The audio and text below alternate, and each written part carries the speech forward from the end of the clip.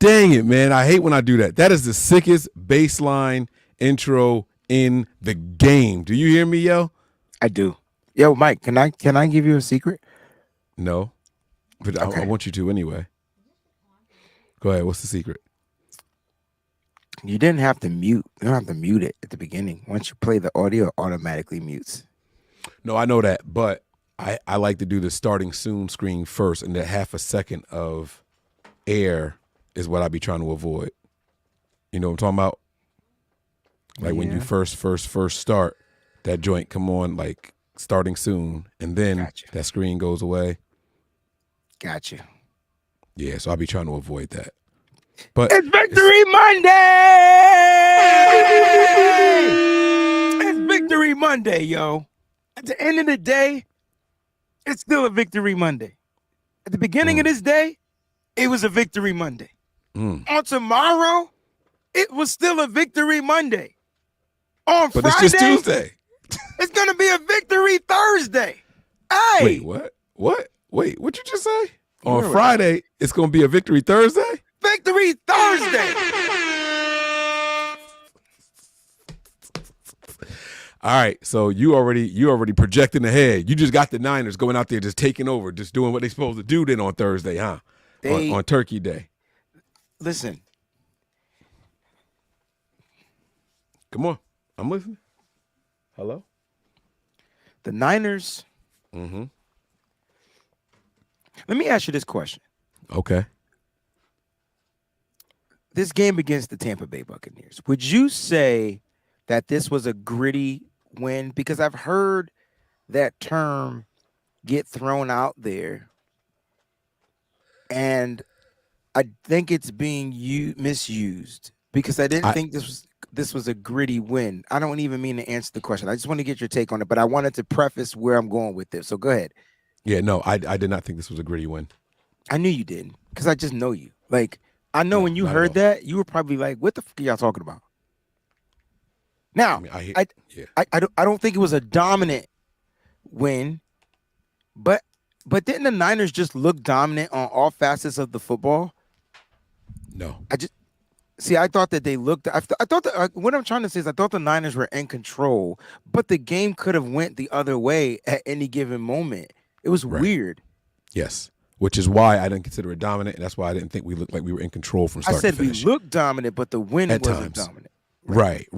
So there were definitely stretches where I was like, oh, we got this in the bag. And there were other stretches where I felt like they were really trying to get first downs and just couldn't do it. And it was simple things. And I'm like, no, that's not it. That's not gritty. That's not dominant. That's not, I didn't because they had some weird play calls drawn up. And then, of course, there's always an execution issue with the San Francisco 49ers. I mean, you know what scares me, Mike? That might be the only thing that worries me about the 49ers. Because if you're going to be the best team in football and you want to showcase that pure dominance and you can't stay, disciplined or remain disciplined, that's the only thing that makes me a little bit nervous about this team. Yeah. And that does not mean, Mike, and I want to preface this, you can take over. That doesn't mean that they have to go out and score on every drive. If they go out there on every drive and give their best, that's one thing. But don't go out there, you get the ball back, you have an opportunity to put this game away or at least out of reach, and the next thing you know, you get a penalty on first down, and now now it's 1st and 15 or 1st and 20. It's the same story, just a different day. Same song. All around the world, the same song. Yeah. Now that's what I'm talking about right there. Oh man. They don't know about Digital Underground. Oh my God, that's my jam right there. But here's the thing: when I was growing up, Mike, Humpty Dance. I could do the whole song. So that song right there was probably one of my favorite songs growing up. But Mike, I wasn't into music as a youngster as far as the musicianship of music. I just knew what made me bop. I never knew they were a West Coast Bay group. I never knew that growing up. Yeah. They didn't present themselves. Actually, I don't think I really knew what West Coast was until NWA, which was different because it was different kind of West Coast because it totally was different. yeah. But they were They were musicians. They were from that cloth of if you want me to stay, I'll be in town. You don't know nothing about them, do you? Sly and the Family Stones. Yeah, no. That's where Music Soul Child got Just Friends from. Do do do do do do do do. From them? If You Want Me to Stay by Sly and the Family Stones. But they were West Coast too. My point is, I just didn't know that Digital Underground was West Coast. And the reason why I brought that up, Oscar Alfaro, that's where Tupac made his debut. Now, Mike, if you can guess this answer, you will win the $25,000 sack pyramid. You ready? Here we go. What movie did Tupac play in with the band Digital Underground? You have 20 seconds. Don't you put it in the chat or you will be Above banned. the Rim. No. House Party. No. I'll give you a hint. On your last hint, it was a comedy. Oh, I ain't gonna know it. I ain't gonna know it. It was a movie called I'm gonna get you, sucker. No, it was called Nothing to Lose. Wait, no. With Martin Lawrence? No, that was a Nothing to movie. Lose had Martin Lawrence or Nothing But Tim... Trouble. Nothing But Trouble. Oh, okay. I'm about to say, hold on. Look up the movie Nothing But Trouble. It had Dan Aykroyd, I feel like, was the judge. Nothing But Trouble, Ben Michelle or Michael. Let's go. It was Nothing But Trouble. It was about this couple, and they ended up getting a speeding ticket, and it took them you gotta watch the movie. When I tell you it was funny. But Digital Underground also got into some type of trouble with the judge. It was like this judge. You know how like you live in Pennsylvania, it's like a commonwealth type of yeah. So they run everything. You don't go to court. Like you go to this little judge house or something like that. It was one of them type of movies where they ran. I'm sorry for going on this rant, but John Candy was in it. Demi Moore. I'm trying to think of who the male actor was. How come I've never heard of this? Nothing But Trouble. And Tupac was in there with Digital Underground. That's like the song, or they were actually on screen? They performed in there, but they were trying to get out of jail. I think they performed to get their way away from the judge. They got out of the ticket by doing a record. Wow. No, see? I learned something. And that's where the movie came. That's where the song came. When we talk full circle, it was Chevy Chase. I thought Dan Aykroyd was the judge. Man. Maybe I'm wrong. Anyway, because he had like the penis nose. You got to see it. Like it was. All right. You think I'm joking? You think I'm joking? You think I'm joking? You talking about Humpty? No, Humpty. Yo, how long did it take you to realize that Humpty and Shock G was the same person? I felt like I knew it all along, but then I know when I was no, hear me out. No, it's not that I'm too smart, right? But when I was young and I saw a video with him, and I was like, oh, that's the same guy, but he's dressed up. My uncle was like, no, it's not. My uncle told me it wasn't him, so I just assumed that I was wrong, and I just let it go. You know why? Because Humpty was like he's like an Easter alter bunny. Ego. Yes. Well, I was gonna say it was supposed to be made like. It was definitely the alter ego of Shock G. Rest in peace. If you listen to him, yeah, rest in peace, Shock G, right? But if you listen, he tells stories about how he would go out and like have to be two people at the same time, like just never in the same room at the same time. Like people really didn't know. So they would be like, oh, we don't want to talk to you. We want to see Humpty. Where's Humpty at? Right. I can't sing one Shock G verse, but if you ask me to do a Humpty dance verse. You know Shock G verse. I'm Shock G, the one who put the satin on your. Come on, man. Don't. I'm just saying, but Humpty was better. Put in the chat, Humpty Hump or Shock G. Which one you rocking with?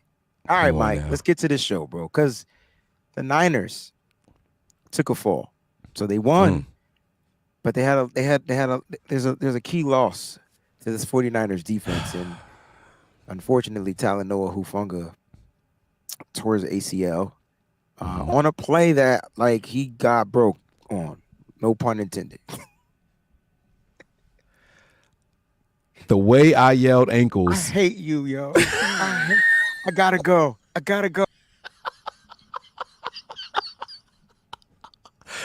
not cool because we ain't gonna leave me here laughing at an injury, and that's not what I'm trying to do at all. But he said it. He said he got broke, and they're gonna just get off the screen. That's crazy to leave me up here like that. Because you laughed.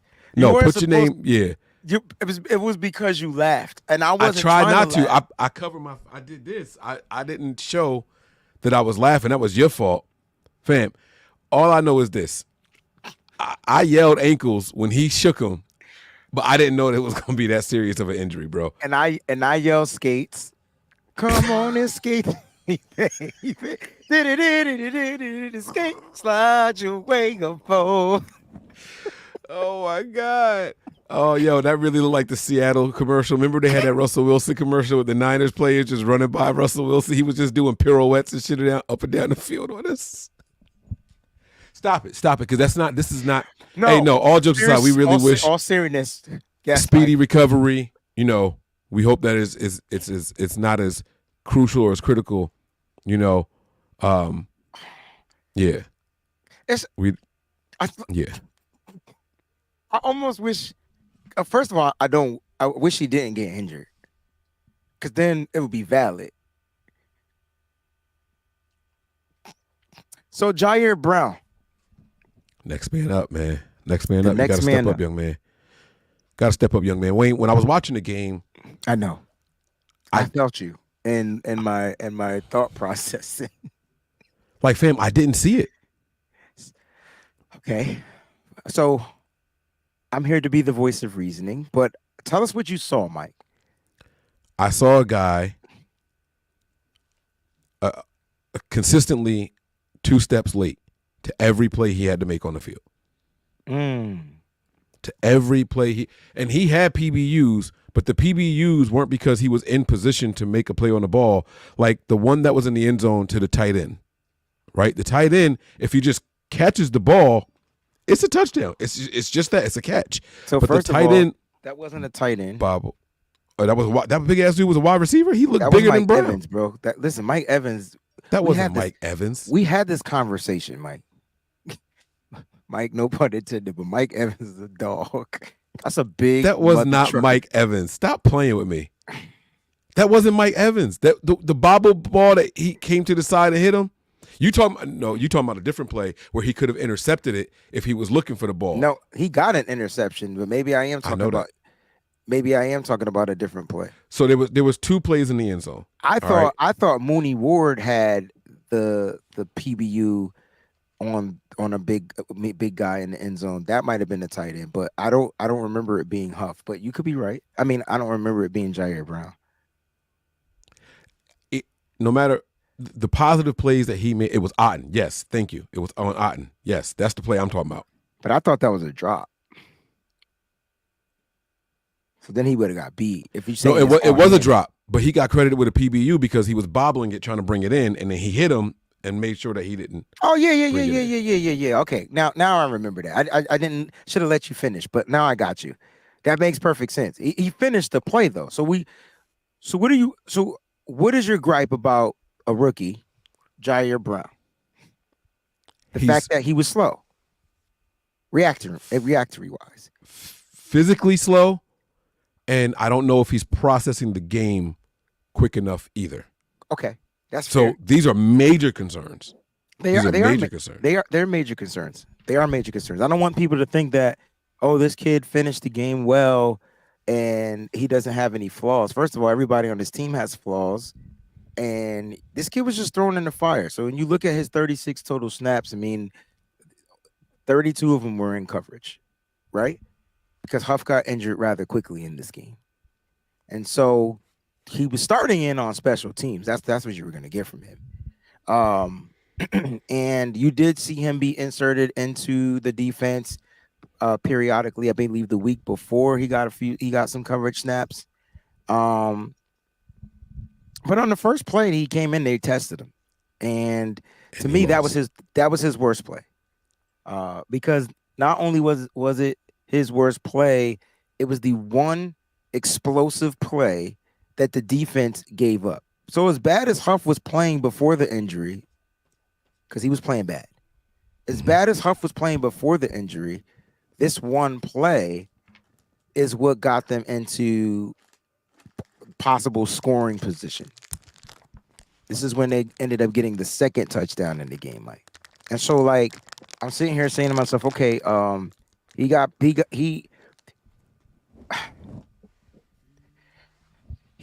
burnt, but it was because of his technique.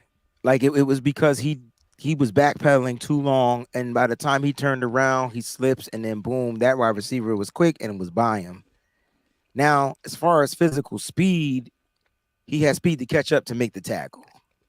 But as far as to stay in coverage, he got beat off the move, off the double move. Like once that wide receiver planted his feet and cut, he was gone.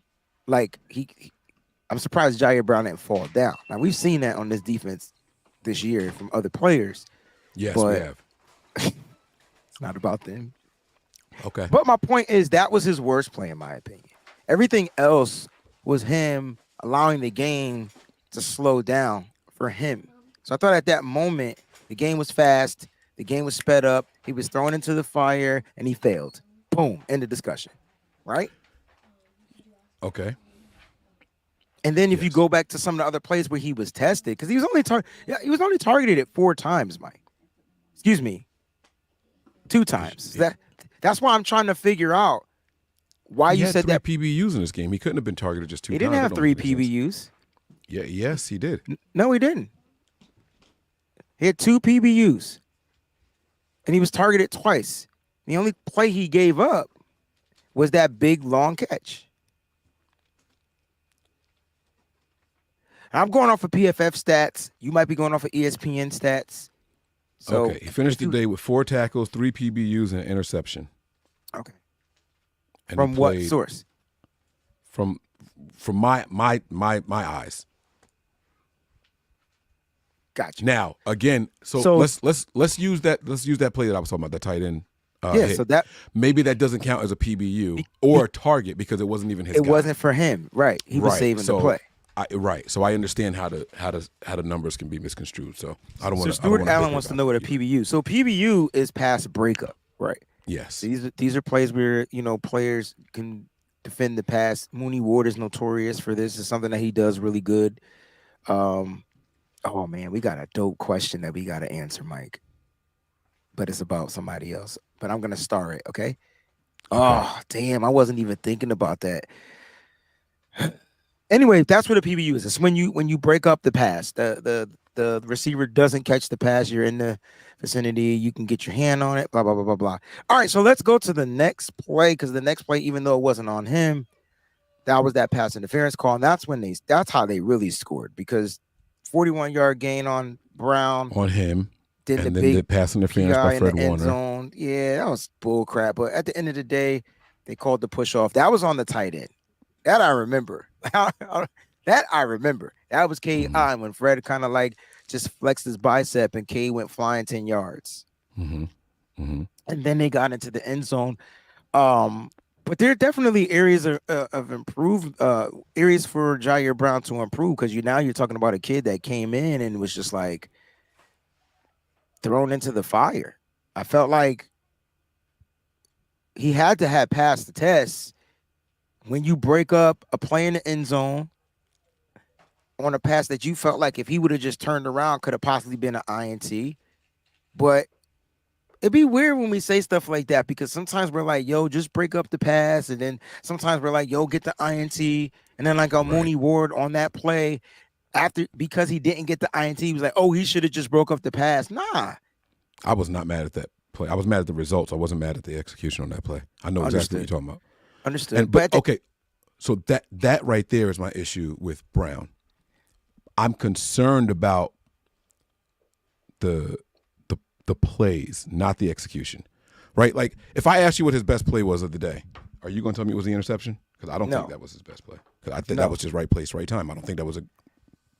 But that's a reactive play, though. You have to. It's not.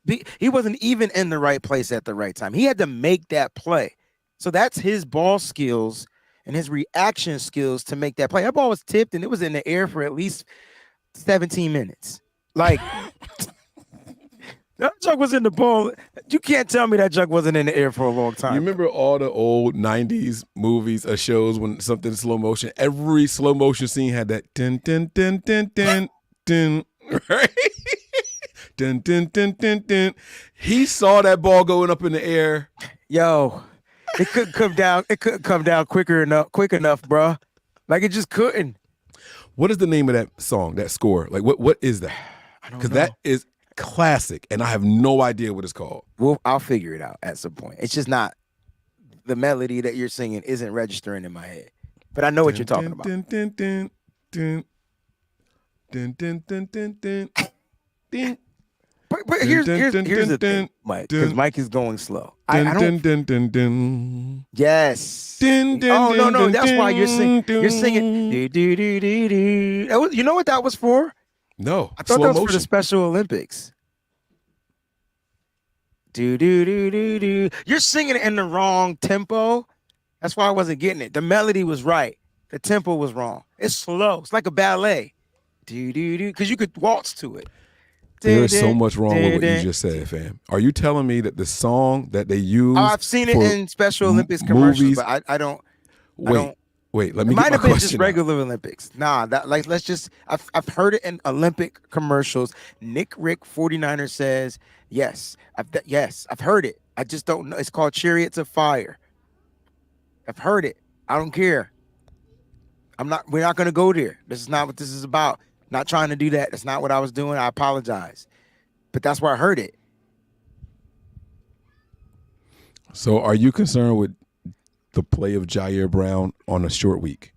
I think what you said I'm more concerned with as far as how he processes the plays. Okay. So I agree with you. Can I give you the yeah. You know why? So quick. Everything's so quick. But here's what I got from Ji'Ayir Brown. I felt like the game started to slow down for him every time he was able to make a play. The more he plays, to me, the better the processing. Yes, and that's natural with players in the NFL, right? I mean, the more they play, the more they get used to the timing and the speed of the game, and get more comfortable with their cues and all. I am concerned that the Niners on a short week might be at a disadvantage. They might be at a disadvantage having to put him in there because they're going to have guys that are really going to test them downfield. I just feel like Geno Smith plays. What if I say he's better in coverage than Talanoa Hufanga? But Huff sucks in coverage, so that wouldn't surprise me. So then how would it be a disadvantage then, Mike? Especially if the defenses are making sure Huff is in coverage. The offenses. Sorry, before I answer it, when we say Huff in coverage, does that mean that once he's on his guy, what he does in the phone booth, or are we talking about him reading and dissecting the play? It's zone. Okay. It's always zone. It's zone. Usually our secondary, as far as these safeties, are rarely in man, but Ji'Ayir Brown in his man coverage lost. I really don't remember Huff playing man coverage. Now Huff in the box is dynamic. Like I can give it to you, but so is Ji'Ayir Brown. We just haven't seen it. Like, you know what I mean? Matter of fact, he had, to be honest with you, you said he finished with 2 tackles. I could tell you where he lined up. He was in the box 3 times, but he had to play free safety 27, and then he played 6 of his snaps in the slot. How would you use him? Would you put him at free or would you put him in the box? Because I would put him in the box. See, I would put him in the box because I trust Gibson more, but the 49ers rotate those guys. You can't you have to be able to play safety to play in this secondary. Not free, not box, but overall. So you're gonna I feel like Huff this year, before the injury, like wasn't Huff. He was learning too much. Like it was too much learning going on, and he was trying to process it. And I think that's why, he wasn't even being utilized the same way. And so I thought that Huff was at a disadvantage, but he was going through the school of hard knocks to be refined and come out a better secondary player, a smarter one, a better processing one. Because you can see it. Because for Huff, it's all about for all these safeties, it's all about the angles that they take, right? I saw Tashawn Gibson had a bad angle in this game, but we ain't going to have that conversation. But my point is, as the safety, if you don't have that blazing speed, 4.65 speed ain't it. But you got to be able to make sure you're making the right angles, taking the right angles. How do we think is? Go ahead. No, because I understand why you feel you're concerned. But on a short week, who the hell you bringing in here? And don't you say Dante Johnson? Say. I know so that's last what you time. was going to say. No. I'm not. I wasn't going to say DJ. So last time we highlighted a player, it was Nick Zakelj because we looked at the depth chart, and the Niners was like, yeah, nah, it's Feliciano. Let's just say we're wrong right now. Taylor Hawkins, possibly. But why isn't Taylor Hawkins? So you mean to tell me Taylor Hawkins on the practice squad is going to outplay Ji'Ayir Brown, who just played real reps in the NFL? Nah. Is Taylor Hawkins a junior? Like, I feel like I know his name, but that's like an old football name. I don't think so. All right, but no, I don't think so. Michael Hurst says, can Odom play? No. Can, but I don't want him to. Because if that was the case, why didn't they utilize him? We've seen it, though. They've experimented with it. It wasn't good when he started. When he came to fill in, it was good. When he started, it was bad. It was bad. It's all bad. It's all bad, y'all. Okay. All right. I mean, look, we're going to see what it is. I mean, we ain't got no choice. Exactly. But what if they do what you say? Just put him in the box. Put him in the box. Or use him as big nickel since he's playing in the nickel. You got big old DK Metcalf. They put that big guy in the slot. Let's not act like Seattle don't got weapons because they're going to try to utilize. Got him. They're going to try to utilize. What's that rookie white cat wide receiver? He balling. For the Hawks? So, for the Seahawks. Every now and then he be having a great game. They got I don't know if he's a rookie, but he's nice. And then they got the rookie in Jackson Smith and Jigba. They may be without their running back, which we'll break down tomorrow. And I heard they may be without Geno Smith also. I heard he's gonna play, according to Pete Carroll. Which would be that's a dumb business decision. But I think that's all fluff and nutter. I don't know, Mike. I think you roll with it on a short week. So you mean to tell me Geno Smith, Bobo? Thank you, Bryant, my man. Hey, my man, what it look like? Hey, my man, what it look like? You don't remember that? Hey, my man, the Last Dragon? Dang, Mike. Yo, do you have any cards left? This is why I didn't say a word. Because I was like, no matter what happens now, I'm losing the card. I'm losing the card. I knew it. And I was going to say Fat Albert to try to be funny because you sound like the dude with the hat. I know. But it's fine. It's fine. Jake Bobo, bro. Like him, they got some ballers. But here's the thing. I don't see the Niners bringing in anybody. And a short week, I think they'll give him the test. They'll give him the opportunity to start. Ji'Ayir Brown should be making his first start on the road in the throwback whites, baby. My man, they get to hide his deficiencies by putting him in the box, letting the OG safety do what he do back there. Hey, hold us down. We need you for this game to do this. You might have to cover more ground long term, but this is what we need you for. We need you to go back there and do what you're doing. Let's bring this young pup up here. Let him play by the line where he can be a menace. He's got a good nose for the ball. He's a good tackler. There's plenty of positive about my man Brown. And he's from Jersey. Baby. Just for the simple fact he from Jersey. Come on, man. And he's from Jersey. But hey, can I ask you a question about Jersey real quick before you cap this off? Yeah. Is Jersey is considered the bricks, but is that only one specific? That's Brick City. That's Newark. Oh. Newark, New Jersey is considered Brick City. Okay. Is it because they Nope. You couldn't let me get my Special Olympics off. I'm not getting this question. I'm not letting you get this question off. There was a question that you started that you wanted to talk about before we wrap this thing up, though. So, from the notorious GAV, shout out to the member. Notorious. Notorious. We are. I'm sorry. Yo, this was a contract year for Huff. No, it's not. He got one more year. What you talking about, Willis? It's 2023 right now, ain't it? What year is it? It is 2023. I thought he came in the same year as Brandon Ayuk. No, Huff was a 21 guy. Oh, okay. And he got a 4-year deal. His contract is up next year.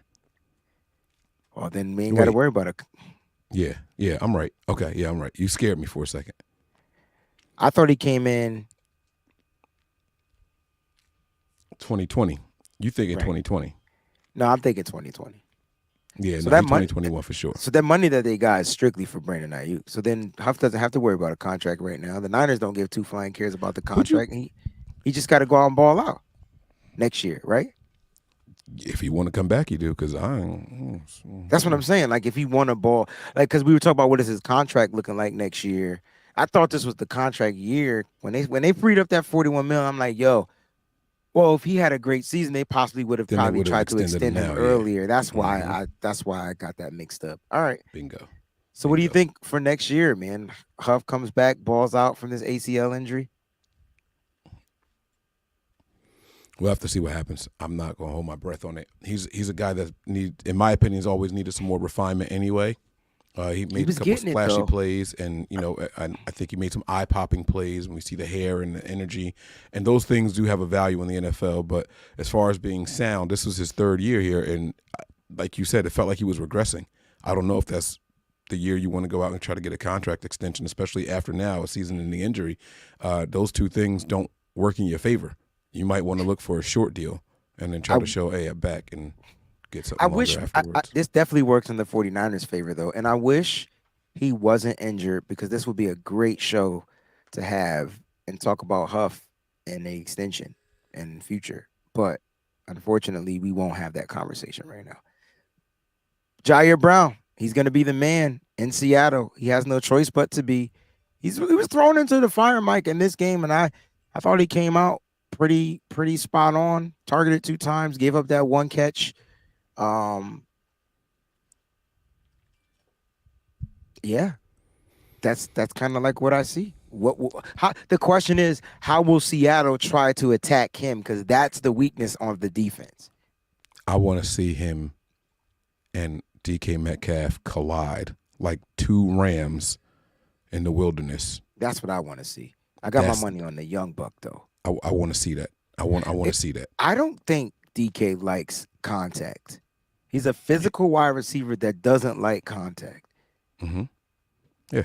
I said that right? Mm-hmm. Oh, shoot. I didn't think you was going to agree. That's a real thing. That's a thing. That's him. That's him. He got mugged, I seen. Flex drop a bomb on him. Yeah. All right, guys, listen, man, that's going to do it. We hope y'all enjoyed this show. My man Ji'Ayir Brown's going to hold it down for us out here on Thursday, man. Right now, we're going to go out and watch these Eagles take this dub. I'm kidding. They're about to get smoked. But, yeah, that's going to do it for us today, man. We appreciate y'all. You going for the Eagles? No.